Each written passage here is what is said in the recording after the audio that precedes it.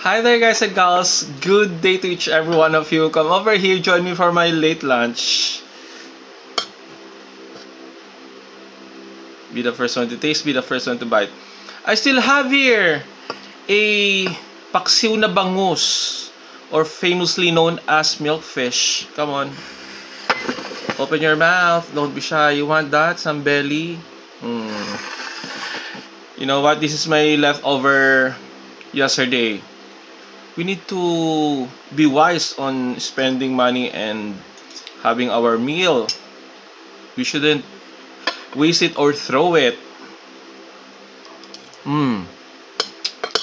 Ramirez. Eggplants. Eggplant.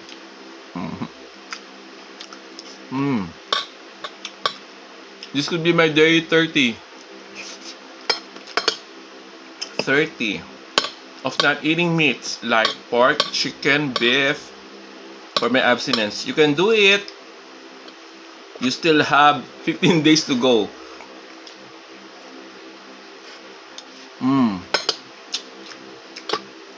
For you to have indulgence to the Lord. For He suffered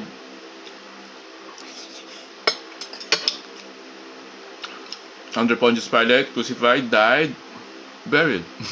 But for now, one last. Love it? Love it. But for now,